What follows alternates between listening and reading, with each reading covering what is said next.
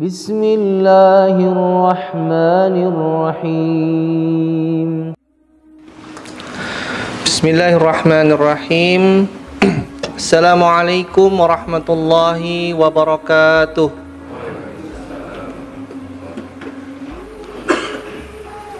Alhamdulillahi rabbil alamin. Alhamdulillahilladzi arsala rasulahu bil huda wa dinil haqq liyudhhirahu 'ala ad-dini kullih wa kafaa billahi shahida. Asyhadu an la ilaha illallah wahdahu la syarika lah wa asyhadu anna Muhammadan 'abduhu wa rasuluhu la nabiyya ba'dah. Allahumma salli wa sallim wa barik ala sayyidina Muhammad wa ala alihi wa ashabihi wa man tabi'ahum bi ihsanin ila yaumil qiyamah. Hadirin jamaah salat subuh Masjid Jamasbah yang dirahmati oleh Allah. Alhamdulillah, pada kesempatan pagi hari ini kita masih diberikan nafas, kita masih diberikan kesempatan untuk melaksanakan salah satu ibadah yang sulit bagi sebagian besar orang untuk melaksanakannya, lebih-lebih di luar bulan Ramadan, yakni sholat subuh.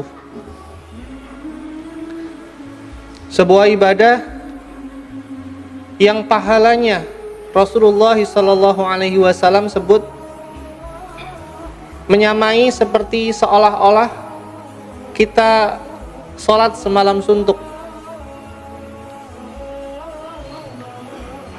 2 rakaatnya nilainya lebih berharga dari seluruh dunia dan isinya. Ini adalah keutamaan besar yang tidak semua orang bisa meraihnya, tidak semua orang bisa mendapatkannya. Maka layaklah bagi kita untuk banyak-banyak bersyukur atas nikmat yang saat ini kita rasakan. Alhamdulillahi rabbil alamin. Salawat dan salam juga kita haturkan kepada baginda Rasulullah Muhammad sallallahu alaihi wasallam. Beliau adalah suri tauladan kita. Beliau adalah orang yang kelak kita akan nantikan dan kita dambakan syafaatnya. Kita berdoa mudah-mudahan kelak kita akan digolongkan sebagai bagian dari umat yang mencintai beliau, digolongkan sebagai umat yang rela dengan jiwa dan raga untuk membela agamanya, dan kelak bersama-sama kita akan masuk ke dalam surga. Amin, Allahumma amin. Bapak Ibu sekalian yang dirahmati Allah,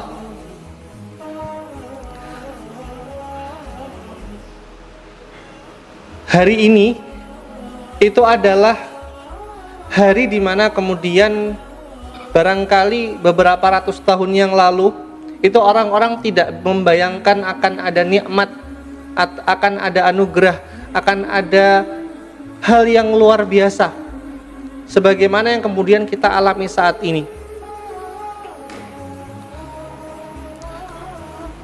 Jadi kita tidak bisa membayangkan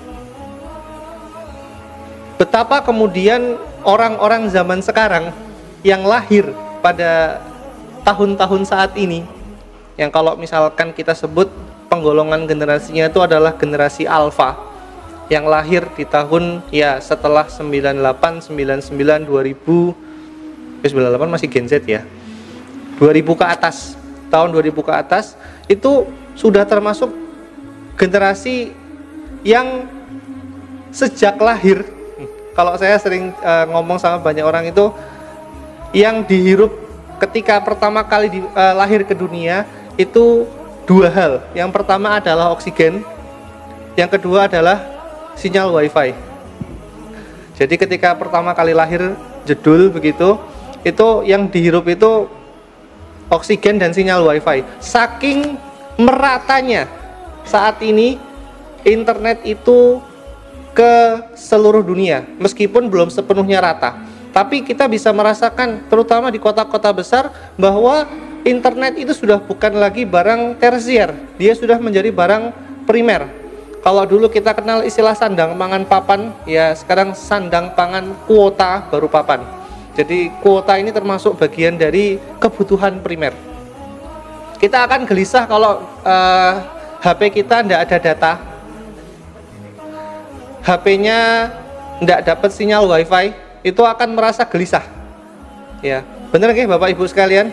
Jadi HP itu tanpa sinyal itu jadi nggak kayak HP, bukan HP apa-apa begitu. Bahkan mungkin sekarang saya tidak yakin ya, masih banyak yang punya pulsa telepon atau enggak.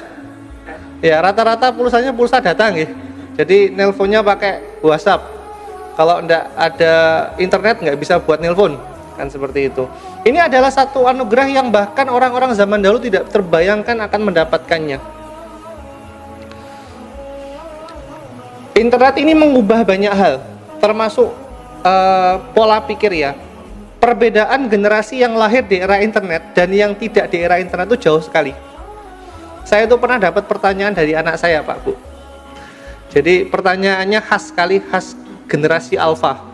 Dan pertanyaan ini saya rasa tidak mungkin muncul di era generasi saya atau generasi Bapak Ibu sekalian. Pertanyaannya sederhana, ayah di surga tuh wifi-nya kenceng apa enggak? saya pikir, kenceng enggak ya? Ada enggak ya begitu? Allahu a'lam ya, bagaimana kemudian membayangkan surga? Karena kalau dulu ketika kita bicara soal surga, generasi Bapak Ibu sekalian, generasi saya, generasi kita di bawah sedikit, itu yang terbayang adalah berbagai macam hal. Bagaimana kemudian kalau dalam Al-Quran kan fiha anharum mimma in ghairi asin wa anharum min labanin lam yataghayyar ta'mu, sungai dari air yang jernih, sungai dari susu, sungai dari madu, sungai dari khamr yang tidak memabukkan dan lain sebagainya. Indah-indah lah seperti itu. Nah, ada satu hal yang kemudian muncul begitu, di sana ada wifi apa enggak begitu? Ya saya juga enggak ngerti, begitu ya. Ini hal yang tidak muncul di generasi kita sebelumnya. Jadi ini hal-hal yang sangat luar biasa. Jadi bahkan kemudian perbedaan orang itu generasi yang lahir pada tahun selisih beberapa tahun saja, itu sudah ada perbedaan cara berpikir, sudah ada perbedaan cara memandang dunia begitu. Itu jauh sekali. Ini kekuatan internet. Ini kekuatan internet. Dan kita harus bersyukur bahwa internet ini punya anugerah yang luar biasa. Ia membukakan kepada kita begitu banyak hal. Tiba-tiba kita bisa menjadi sangat tahu banyak hal. Kita tiba-tiba bisa tahu informasi apa yang ada di Palestina sana by update. Seperti itu. Kalau misalkan kita tahu hari ini ada tragedi lagi, istilahnya Israel membantai lagi pengungsi yang sedang mengantri makanan, ada lagi, itu kita langsung tahu. Kita juga tahu kemudian situasi politik yang terbaru, hitungannya hitungan detik. Kalau dulu kan kita harus nunggu koran pagi begitu. Sekarang mungkin anak-anak yang SD itu sudah tidak terlalu tahu koran itu apa itu koran. Selain kemudian yang dibayangkan buat bungkusan apa, buat alas duduk begitu. Selain itu tidak ada yang kemudian sadar. Nah, dari sekian banyak fenomena tentang internet, saya ingin membahas satu hal Bapak Ibu sekalian.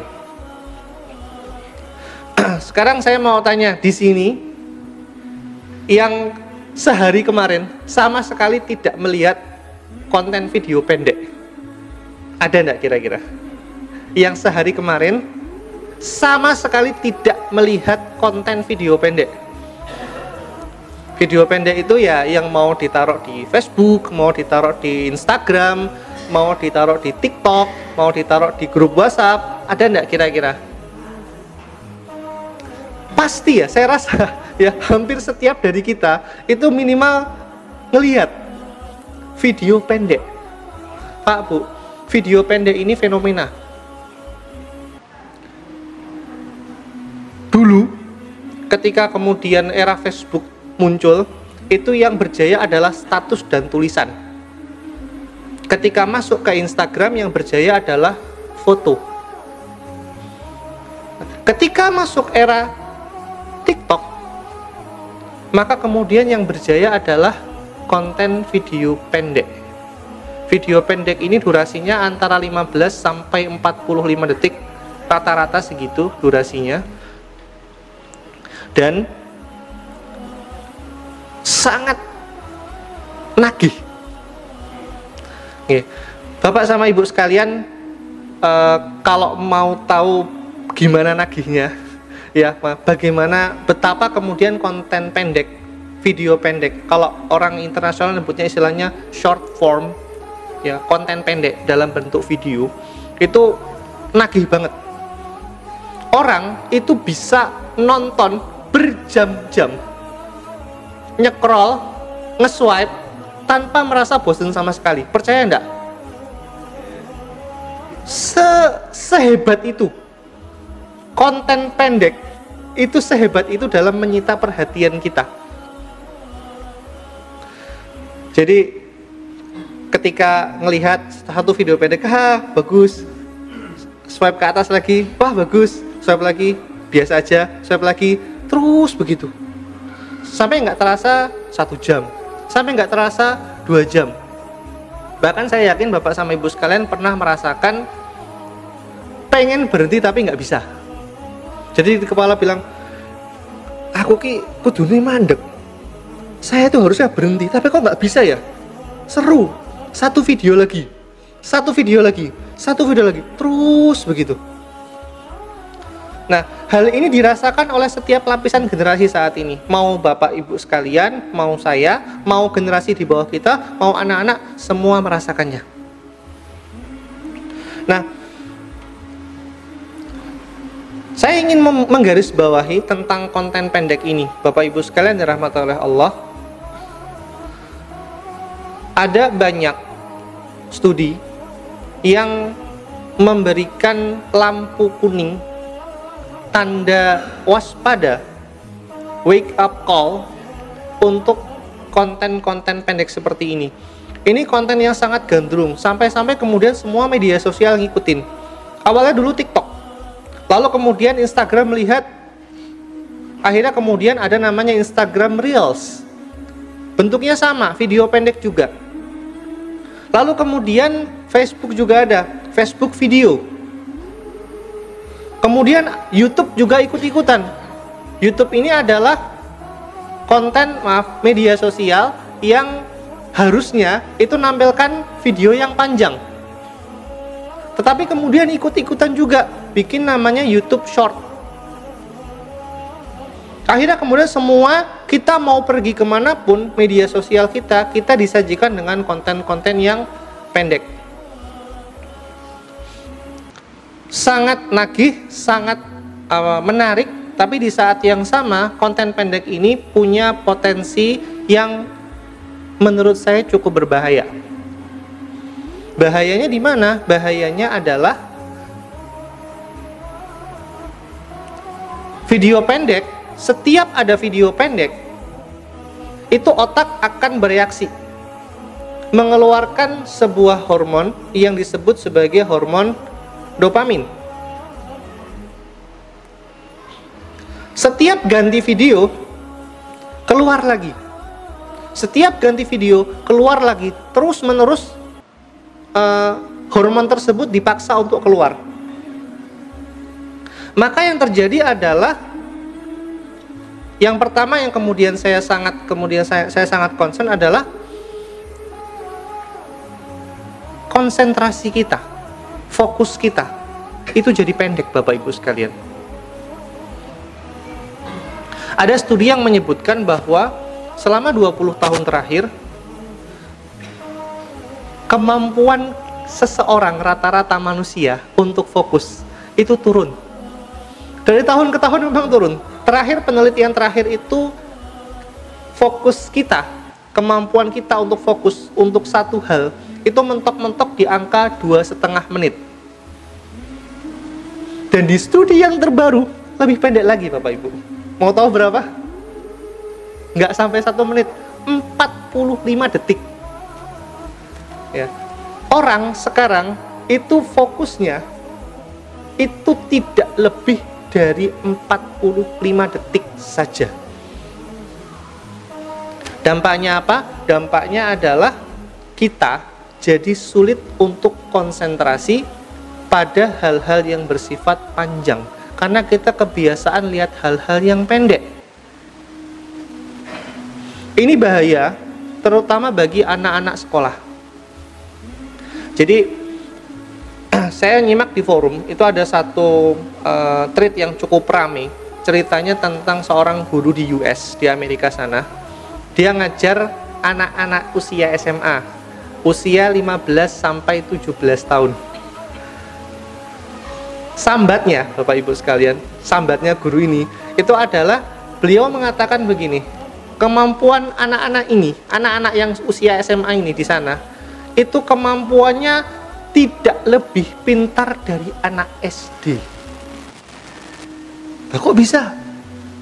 Karena ada ini, apa namanya, dijelasin. Pertama, mereka tidak bisa menulis dengan benar. Bayangkan, tidak bisa menulis dengan benar. Menulis kalimat dengan baik dan benar itu tidak bisa. Jadi, gurunya ini tuh pernah, dia tuh ngasih tugas esai kepada anak-anak ini. Itu ada anak yang nulis esai 1 halaman tuh 1 paragraf. Jadi nggak dijeda, nulis 1 halaman penuh nggak dijeda. Kalau kita kan nulis kan ada jedanya nggih, paragraf 1, paragraf 2, paragraf 3. Ini enggak, Bu, sampai semuanya. Bahasanya kacau balau, disuruh spelling. Kalau di US kan bahasa Inggrisnya kan ada spelling ya, misalnya book, B-O-O-K, B-O-O-K, book. Itu mereka nggak bisa. Anak usia SMA. Mereka tidak bisa melakukan penjumlahan dan pengurangan di dalam kepala. Misalkan saya ngasih contoh kepada Bapak Ibu sekalian, 12 ditambah 13. Di kepala langsung ya Pak Bu, ketemunya berapa? 25. Mereka nggak bisa, Bu, nggak bisa kayak gitu. Disuruh, iya betul, ditulis pun nggak bisa. Mereka bisanya pakai kalkulator. Mereka nggak ngerti konsep bilangan minus. Mereka nggak ngerti persentase itu apa. Jadi misalkan 10.000, 10%-nya berapa? Mereka nggak tahu.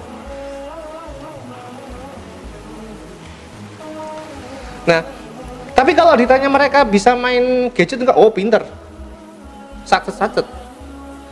Tapi giliran mereka disuruh mencari sesuatu yang sifatnya meriset, misalnya kalau gurunya ini saya mengutip dari kutipan bahasan tersebut, gurunya itu nyuruh tolong please research for 5 chemical reaction, tolong riset 5 jenis reaksi kimia.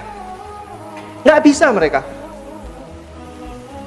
padahal sudah pakai Google, ada Google, Bu, Pak, tapi nggak bisa. Salah siapa coba? Jadi pertama, mereka sulit untuk fokus. Mereka tidak bisa tertarik pada hal-hal yang sifatnya mendalam. Mereka suka sama hal-hal yang sifatnya ngambang, karena ya sehari-hari yang dikonsumsi yang itu, hal enteng-enteng saja. Suka nggak suka Bapak Ibu, semenarik apapun, seinformatif apapun sebuah konten pendek, itu tidak akan pernah bisa membahas secara mendalam. Dan kalau Bapak Ibu sekalian sekarang itu sering melihat konten pendek, video-video pendek, itu kita akan tahu banyak hal, tapi kita sedikit memahami. Kenapa? Karena konten A, oh ada informasi tentang konten A, swipe konten B, swipe atas lagi konten C, swipe atas lagi konten D, terus begitu. Nggak ada yang kemudian yang sifatnya mendalam. Akhirnya begitu dikasih sesuatu yang sifatnya fokusnya lebih panjang, dikasih sesuatu yang sifatnya lebih minta mendalam, sudah nggak bisa.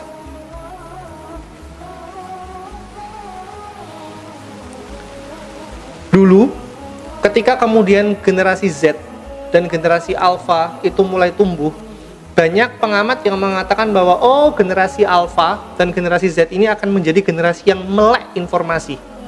Betul, melek informasi, tapi minim pemahaman. Akhirnya apa, Bu? Salah satu hal yang kemudian menurut saya menarik untuk kita amati itu adalah Pilpres kemarin. Nyuwun ngapunten nggih, ini bukan berbicara masalah siapa menang siapa kalah begitu. Tapi saya tertarik melihat fenomena, kita bayangkan sebuah generasi, ya, generasi Z sudah punya hak pilih. Para pengamat mengatakan bahwa generasi ini adalah generasi yang melek informasi. Melek informasi artinya apa? Mereka haus akan gagasan, haus akan wacana. Tetapi kemudian menariknya di lapangan ada itu, menarik sekali kontennya. Ini karena sudah Pilpres sudah selesai, saya ngobrol 01, 02, 03 enggak apa-apa nggih. Ya, ditanya gitu, pilih mana 01, 02 apa 03 gitu. Jawabannya 02. Kenapa? Simpel, Bu, jawabannya. Gemoy. Artinya apa? Kita harus mengakui bahwa kemarin dari tim kampanyenya 02 itu punya strategi untuk menangkap bagian ini, ngelihat ternyata anak muda zaman sekarang nggak suka yang dalam-dalam. Ya udah, kasih aja yang enteng-enteng begitu. Mereka tidak tertarik dengan narasi-narasi perubahan, tidak tertarik dengan narasi-narasi yang dalam begitu. Pokoknya yang penting gemoy, selesai begitu. Salah nggak? Ya nggak salah juga. Tapi ini jadi kekhawatiran bagi kita. Kalau misalkan kualitas generasi kita seperti itu, dangkal pemikirannya, tidak suka hal-hal yang dalam dan rumit, mau jadi apa? Saya takut ya, 2045 itu generasi emas. Kan kita sekarang sedang ada bonus demografi. Bagi yang mungkin belum terlalu paham, bonus demografi itu artinya jumlah usia produktif kita di negeri Indonesia itu lebih banyak daripada yang tidak produktif. Itu namanya bonus demografi. Ya. Di negeri-negeri yang lain, bonus demografi itu dimanfaatkan sedemikian rupa oleh negaranya supaya negaranya bisa melesat maju ke atas begitu. Tapi kalau misalkan kayak begini, saya agak khawatir. Ya, ini bukan bukan bonus demografi, jadinya malah beban demografi. Khawatirnya begitu. Maka dari itu, saya menghimbau kepada Bapak Ibu sekalian, mari mulai dari kita benerin kebiasaan nonton konten pendek ini. Seinformatif apapun, seagamis apapun, saya tidak pernah menyalahkan ya, ada ustadz dipotong ceramahnya, kemudian dipotong nasihatnya, ditaruh di konten pendek memberikan inspirasi, itu bagus sekali, sangat-sangat bagus. Doa ditaruh di video pendek, pembahasan soal fikih itu bagus sekali. Tapi kalau itu terus-menerus dikonsumsi, maka kita hanya akan memperoleh yang dangkal-dangkal saja. Itu berbahaya untuk otak kita di masa depan. Itu berbahaya untuk habit kita, generasi kita di masa depan. Maka dari itu, kalau peneliti yang meneliti fenomena ini menyarankan begitu, salah satu yang harus dilakukan adalah ini, Bu, notifikasi media sosialnya dimatikan. Oke, jadi buka setting, terus buka notifikasi, yang lain semua notifikasi dimatikan. Cukup yang penting saja, WhatsApp, nggih monggo. Tapi yang lain kita matikan supaya tidak mengganggu. Yang kedua itu kita disarankan untuk, ini mungkin tidak tidak terlalu banyak yang bilang ya. Disarankan untuk mempelajari bahasa baru. Itu membantu otak untuk tetap segar. Itulah kenapa kemudian saya sangat mendukung kalau misalnya kita ada program belajar bahasa Arab. Karena itu selain kemudian melaksanakan apa yang dinasihatkan oleh Sayyidina Umar, ya kan, ta'allumul Arab fa innahu juz'un min dinikum, pelajarilah bahasa Arab karena sesungguhnya itu merupakan bagian dari agama kalian. Bukan sekadar kita biar ke Arab-Araban, enggak, supaya kita bisa lebih memahami Al-Quran. Dan itu membuat otak kita tetap fresh. Dan jujur Pak Bu, ya, kita cukup bersyukur orang Jawa itu punya privilege, ya, punya privilege, bahasanya banyak, gitu, bahasanya banyak. Bahasa Jawa itu ada berapa tingkatan? Ada kromo, ada ngoko. Kromo ada bagiannya kromo, kromo inggil, ada bahasa ngoko, ngoko lugu, ngoko andap, ada Jawa kawi, macam-macam begitu. Jadi kita ngomong bahasa satu tuh maknanya banyak. Jadi sebetulnya kalau dihitung-hitung, ya, masyarakat Jawa itu hitungannya mungkin poliglot kali ya. Poliglot itu orang yang menguasai lebih dari 4 atau 5 bahasa. Ada bahasa Arab ya sedikit-sedikit ngerti, bahasa Indonesia alhamdulillah, bahasa Jawa, bahasa halus, bahasa ngoko bisa, bahasa Inggris alhamdulillah juga bisa. Ini kan alhamdulillah begitu. Nah, ini hal-hal yang kemudian bisa kita lakukan supaya kita sebagai manusia itu tidak tergerus. Karena konten pendek ini kedepannya semakin lama mungkin akan semakin banyak. Karena anak sekarang itu semuanya sudah banyak yang cita-citanya geser. Semua tahu, terutama para guru pasti ngerti. Anak-anak tuh sekarang cita-citanya sudah bukan lagi cita-cita yang dulu.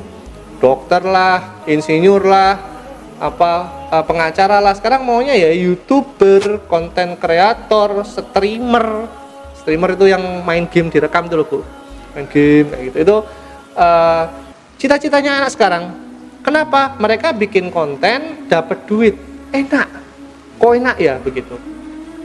Nah, semakin kesini ya, konten semi ini akan semakin banyak. Itulah kenapa kemudian saya menyarankan kepada Bapak Ibu sekalian, yuk sama-sama kita menggunakan gadget kita, menggunakan gawai kita dengan lebih sehat di media sosial. Dengan cara apa? Mengurangi konten-konten yang pendek-pendek seperti ini. Boleh nonton tapi kita batasi. Bahkan kemudian ada juga yang mengatakan kita kalau bisa melakukan yang disebut sebagai dopamine detox. Dopamine detox itu artinya semua media sosial dihapus dari aplikasi, tidak ada sama sekali. Selama sebulan atau selama 10 hari, nanti akan ada perubahannya. Percaya Pak Bu, saya pernah melakukan dopamine detox. Itu kepala saya lebih fresh, bisa lebih mudah konsentrasi, bisa lebih jernih dalam melihat isu. Baca itu jadi lebih enak. Kalau misalkan Bapak Ibu sekarang kok rasanya kok kayak berat di kepala ya, kayak sibuk, kayak ribut di kepala, itu mungkin butuh dopamine detox. Solusinya karena terlalu banyak notifikasi grup RT, notifikasi ibu-ibu arisan, notifikasi POMG, notifikasi grup ronda, notifikasi macam-macam begitu. Nah, akhirnya kemudian kepala kita penuh. Maka kemudian solusinya dah dikosongkan dulu. Ya, semoga apa yang saya sampaikan pagi hari ini menjadi ibrah, menjadi ilmu untuk kita semua dalam menjalani kehidupan sehari-hari. Karena internet ini Bu, itu kehidupan sehari-hari. HP itu kehidupan sehari-hari. Video pendek itu kehidupan sehari-hari. Ya, kita tidak bisa menolak perubahan. Yang bisa kita lakukan adalah menyesuaikan dan menjadikan kita tetap menjadi seorang manusia yang baik dan menjadi muslim yang baik. Aqulu qouli hadza wa astaghfirullah li wa lakum. Subhanakallahumma wa bihamdika asyhadu an la ilaha illa anta astaghfiruka wa atubu ilaik. Assalamualaikum warahmatullahi wabarakatuh.